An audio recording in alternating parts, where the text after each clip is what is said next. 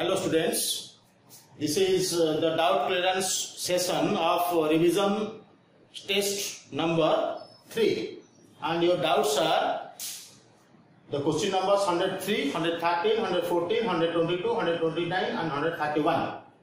So already I have given you some changes in the answer key for 122 and 114.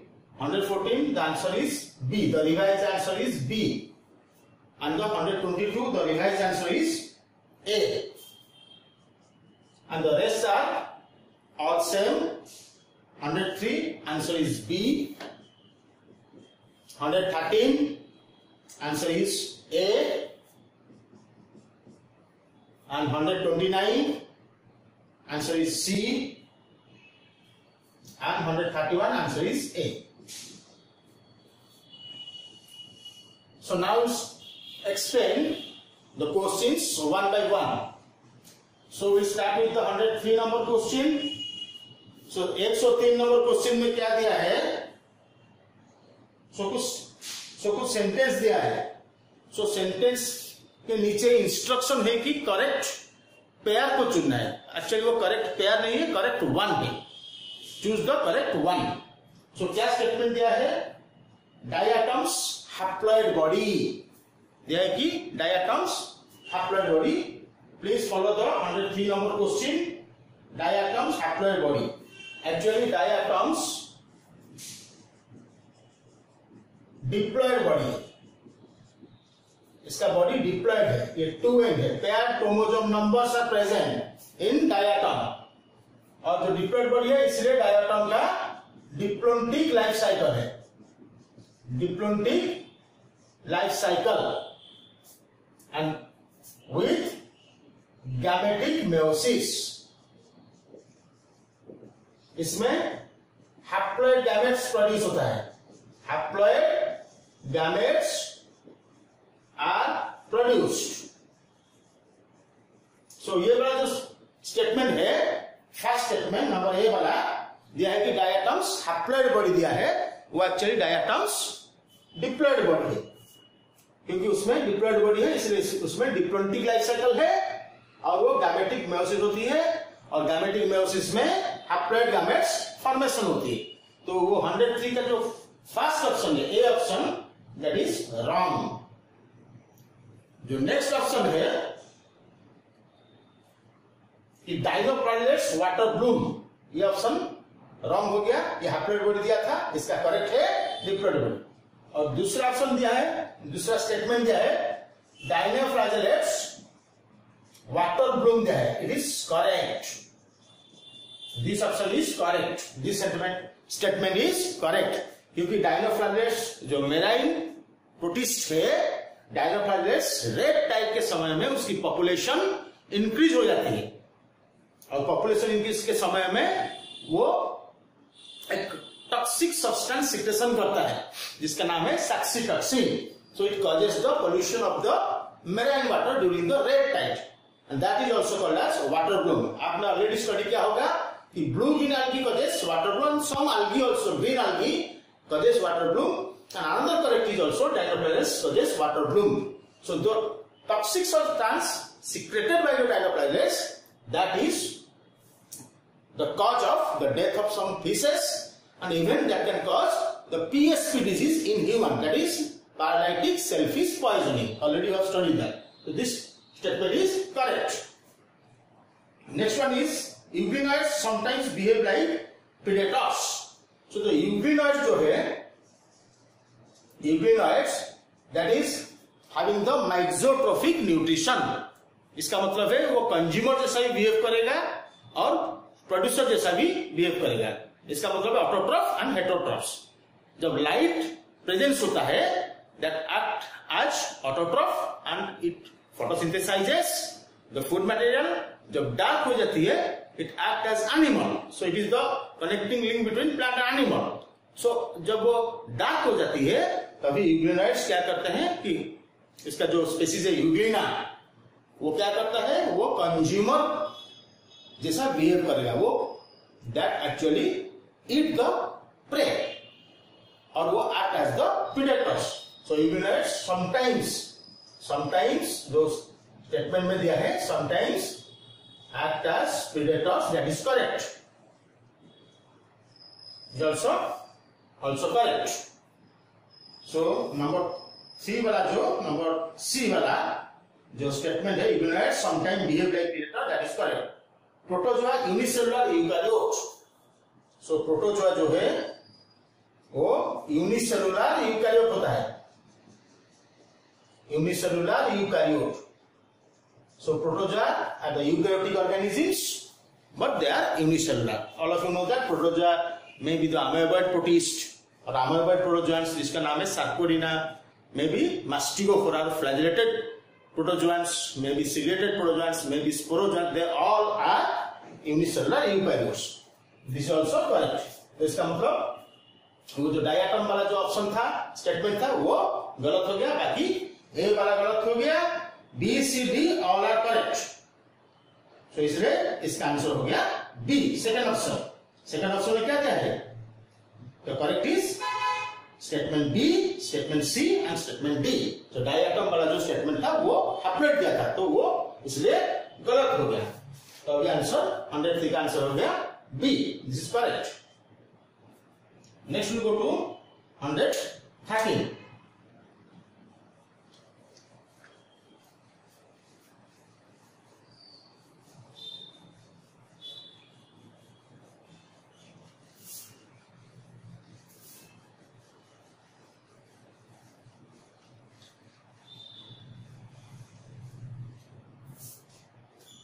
जो 113 वाला question है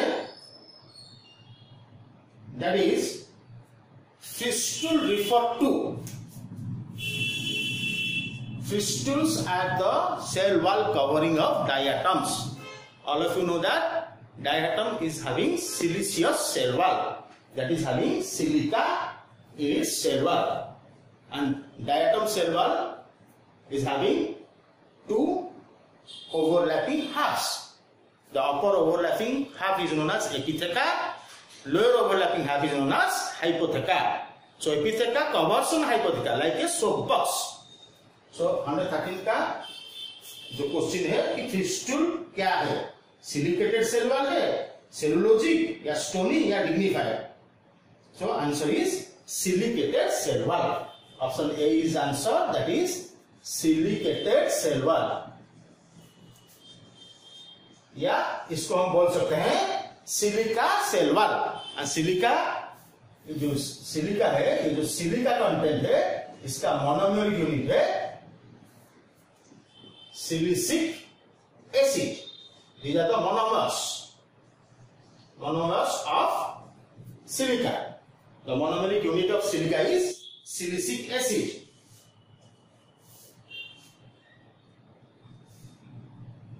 So answer is A. So next we'll go to 114 number question. 114 Euglena में जो question है, अब देखिए all of the following is related to euglenoids except. So जो euglenoids का क्या क्या है? यूग्लिनोइड्स. यूग्लिनोइड्स का आप अगर एग्जांपल लेंगे, यूग्लिना का स्पेसीज लेंगे आप, यहां पर देख लीजिएगा, ये है यूग्लिना.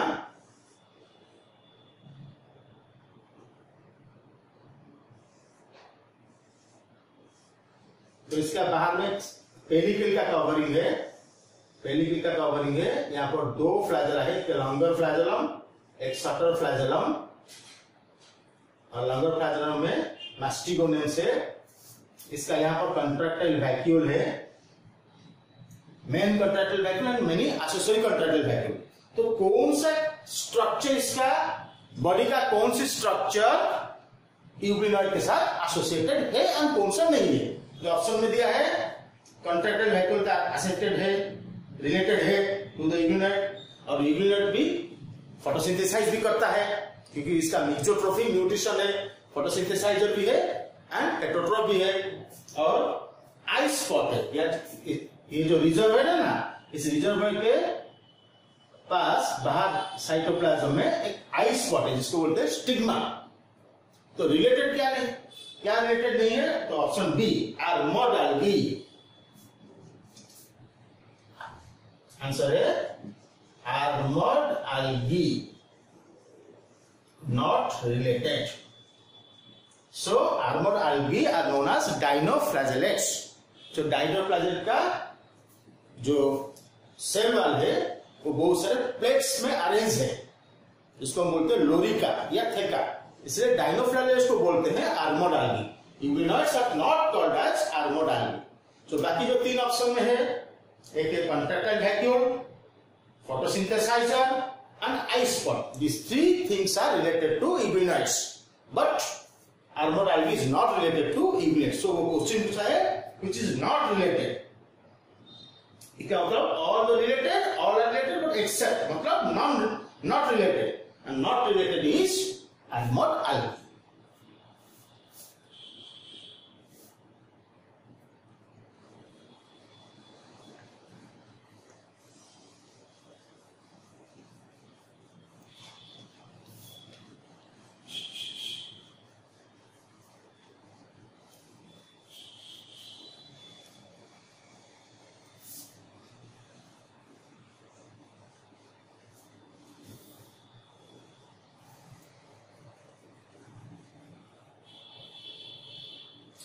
Next question is 122. 114 वाला क्वेश्चन करेक्शन था, आंसर बी में इसका ए था option, this is been corrected, B of your answer. So 122 the next question, इसमें भी तीन स्टेटमेंट दिया है, first statement is diatomite is porous and chemically inert. Diatomite is porous and chemically inert, इसलिए उसको फिल्ट्रेशन किया जाता है. फिल्ट्रेशन में इसको यूज किया जाता है, sugar, alcohol, oil, syrup and antibiotics, इसको फिल्ट्रेशन में यूज किया जाता है. तो this is the correct statement, क्योंकि वो नीचे पूछा है तीन स्टेटमेंट से कौन सा स्टेटमेंट करेक्ट है. सो डायटोमाइट जो है ना वो डेड डायटोम की सेल वाल है, तो वो केमिकली एक्टिव नहीं है, वो डेड ऑर्गेनिज्म की सेल वाल है, डेड बायोमास है, लेकिन क्योंकि उसमें सिलिका कंटेंट है इसलिए वो हार्ड स्ट्रक्चर बन जाता है, यानी कि ग्रिटी नेचर बन जाता है, जैसे रफ सैंड होता है, बालू होता है, रफ बालू उस टाइप का बन जाता है, इसलिए वो भी काफी इकोनॉमिकल इंपोर्टेंस है. तो और वो पोरस भी है, तो उसका जो रॉक निकलता है ना उसमें से पोर्स होगा और केमिकल इनर्ट होगा, इसलिए उसको फिल्ट्रेशन की पर्पज में यूज किया जाता है, वेरियस इंडस्ट्रियल प्रोसेस में यूज किया जाता है. Oil, syrup, antibiotics, okay, alcohol, sugar, उसका सब फिल्ट्रेशन किया जाता है. तो ये करेक्ट है, number 1 statement correct. Number 2, diatomite deposits are often accompanied by petroleum fields.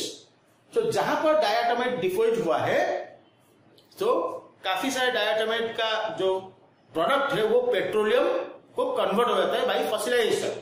तो जिस ओशन की जिस एरिया में डायटोमाइट ज्यादा मिलता है वहां पेट्रोलियम स्टोरेज होता है और पेट्रोलियम की रिजर्व होता है, तो वहां से पेट्रोलियम एक्सट्रैक्ट किया जाता है. So diatomite is result for the petroleum reserve. So the second statement is also correct. The third statement is wrong. Third statement क्या दिया है? Desmites are mainly found in dirty water, an indicator of the pollution.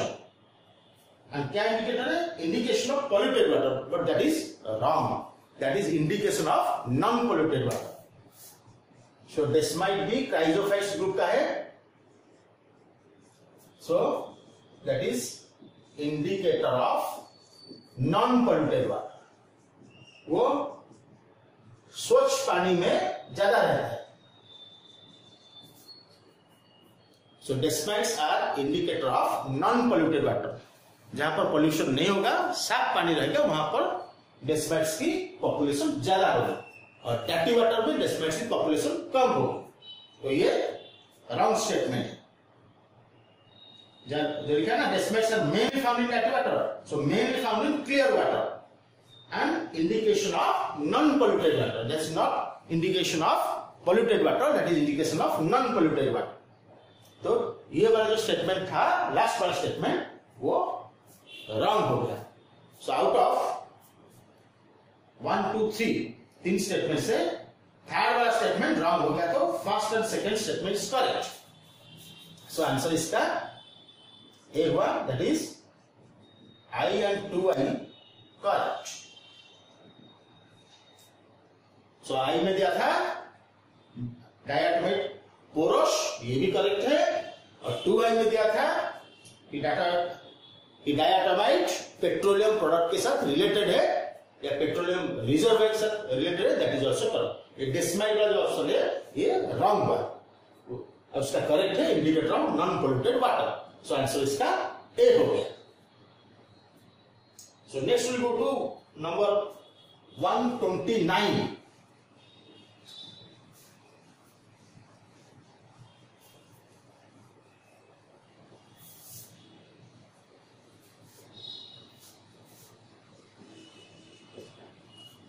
Question number 129, slime moulds resemble. ये तो direct question है। Slime mould जो है ना, वो उसका फंगाई एंड एनिमल दोनों का कैरेक्टर उसका दिखाई देता है। वो स्पोर भी फॉर्मेशन करता है फंगाई जैसा, और फंगाई जैसा हेट्रोट्रोफिक भी है, एंड एनिमल जैसा वो फूड को एनगल्फ ही करता है। और एनिमल उसका जो बॉडी है, स्लाइम मोल्ड की जो बॉडी है उसका दो कैरेक्टर है, fungal character and animal character. Fungal and animal character, two type of characters are found. So fungal character क्या है? रिप्रोडक्शन के टाइम में by spores, and spore has cellulosic cell wall. हालांकि फंगाई का जो सेल वॉल है वो chitin है, लेकिन कुछ फंगाई जो लोअर क्लास फंगाई है उनका भी सेल वॉल सेलुलोजिक है, और स्पोर द्वारा प्रोडक्शन होता है, reproduction by spores and cellulosic cell wall. और saprotrophic mode of nutrition, just like the fungi सैप्रोट्रोफिक।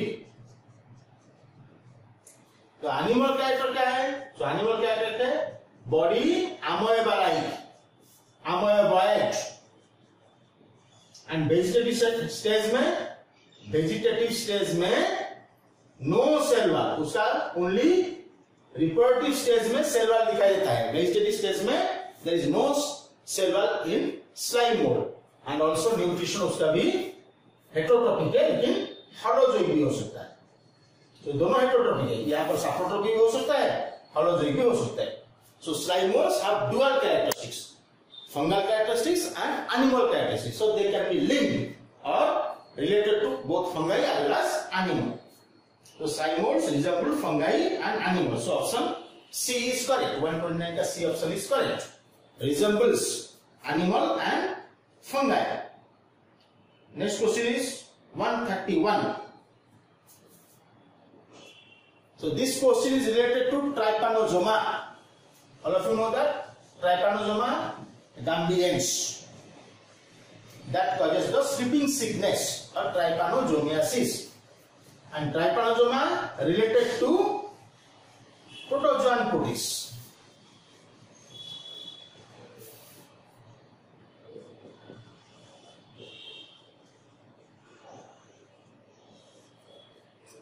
So trypanosoma, all of you know that इसका जो ट्राइपानोसोमा जो बॉडी है, this is just like this, unicellular single mitochondria है। इसके body में only one mitochondrion is there, this is the single mitochondrion in इस body, okay. और इसका जो फ्लैजेलम है, सिंगल फ्लैजेलम, वो बॉडी के पोस्टीरियर एंड से निकलता है और अंडुलेटिंग मेम्ब्रेन बनाता है। ऐसा अंडुलेटिंग मेम्ब्रेन फॉर्मेशन करके वो बाहर की तरफ रिलीज होती है, एंटीरियर साइड में रिलीज होती है, ठीक है। This Trypanosoma it causes sleeping sickness और ट्राइपानोसोमियासिस।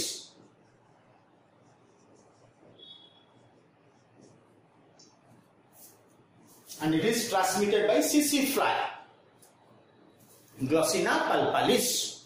the CC flag. Trypanosoma का means transmitted by CC flag.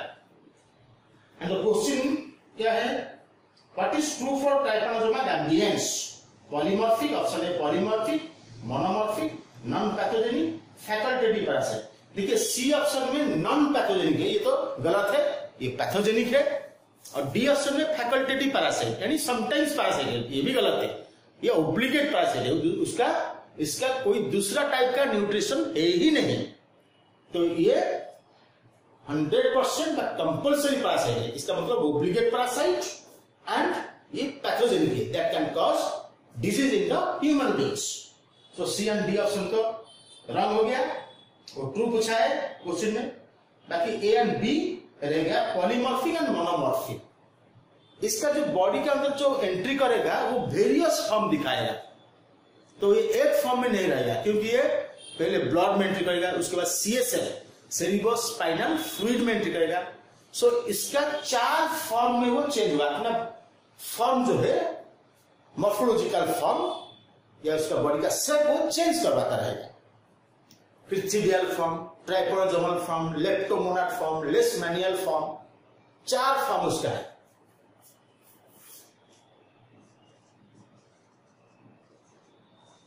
पिथिडियल form, लेशमैनियल, जैसे लेशमैनियल पैरासाइट है उसका जैसे भी अपीयरेंस हुआ, लेशमैनियल फॉर्म, लेप्टोमोनाड फॉर्म, और उसका जो अपना फॉर्म है, जो ओरिजिनल फॉर्म है, दैट इज ट्राइपोनोसोमा, ट्राइपोनोसोमियल फॉर्म।